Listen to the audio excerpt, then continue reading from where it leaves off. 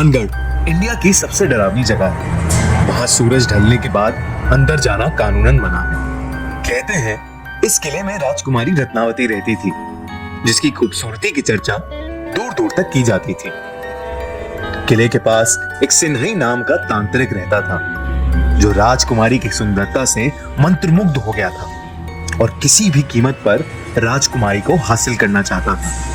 एक बार राजकुमारी अपने दोस्तों के साथ बाजार में इत्तर खरीदने के लिए निकली। उस तांत्रिक ने ये देखा और इत्तर में काले जादू की मदद से ऐसा कुछ मिलाया जिसे लगा कि राजकुमारी उसके वश में हो जाती। किसी नगरवासी को इसकी भनक लग गई और उसने राजकुमारी को जाके ये सब बता दिया।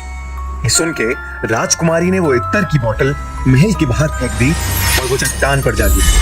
काले जादू के कारण वो चट्टान उस तांत्रिक की ओर आकर्षित हुई और उसे कुचल डाला। अपनी आखिरी सांसें लेते हुए उसने पूरे भानगढ़ को एक श्राप दी। भानगढ़ अब कभी सुखी नहीं रह पाएगा और यहाँ जो कोई भी निवास करेगा सब मारे जाएंगे। उसे कुछ ही दिनों बाद मुगल योद्धाओं ने भानगढ़ में घुस के उस पर कब्जा कर लिया। उस लड़ाई में 10,000 लोग मारे गए, जिसमें कई औरतें और छोटे बच्चे भी थे। राजकुमारी रत्नावती को उन्हीं के कमरे में घुस के मार दिया गया था। कहानियों की माने तो आज भी वहां उन लोगों की आत्माएं घूमती हैं और जो भी इंसान सूरज ढलने के बाद वहां गया है वो कभी वापस नहीं लौटा। हमने सोचा कि हम भानगढ़ जाके पता लगाएं कि क्या सच में वो इतनी भयानक जगह है या ये सब सिर्फ एक कहानी है।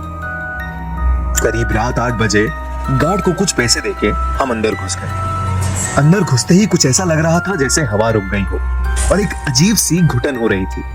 हमने किले के 1-2 चक्कर लगाए, लेकिन हमें कहीं कुछ भूतिया नहीं मिला। मुझे एक जरूरी कॉल करना था और नेटवर्क के चक्कर में मैं किले की एक दूसरी तरफ चला गया। जैसे ही मैंने कॉल मिलाया तभी मुझे किसी लड़की की चीख सुनाई दी और मैं भागा भागा विक्रम के पास लौटा, पर वो वहां था ही नहीं। मैंने उसे काफी आवाज लगाई, विक्रम विक्रम, पर कोई जवाब नहीं आया। तभी मुझे ऊपर के कमरे से एक थम करके आवाज आई तो मैं उस तरफ चलने लगा। जैसे ही मैं सीढ़ियां चढ़ रहा था वैसे ही मुझे पायल की छन-छन सुनाई दी और मुझे लगा कि मेरे बगल से कोई लड़की भागी। अब मुझे काफी ज्यादा डर लगने लगा था। मैं फिर चिल्लाया, विक्रम विक्रम। मैं महल का हर एक कमरा देख रहा था। तभी मुझे एक कमरे की खिड़की की तरफ विक्रम खड़ा दिखा और मेरी जान में थोड़ी सी जान आई। विक्रम कहाँ था यार तू? जल्दी चल यहाँ से। गलत आ गए हम यार, प्लीज चल यहाँ से, चल जल्दी से। विक्रम ने कोई जवाब नहीं दिया। मैंने जैसे ही उसका हाथ पकड़ा वैसे ही पीछे के दरवाजे से मुझे विक्रम की आवाज सुनाई दी। जब मैंने देखा कि विक्रम तो अभी दरवाजे से आया है और मैंने जिसका हाथ पकड़ा है वो कोई और है, तो मेरी बुरी तरह हालत खराब हो गई। जैसे ही मैंने उसका हाथ छोड़ा उसने मुझे मुड़ के देखा। उसे देख के मैं कांपने लगा और पीछे गिर पड़ा।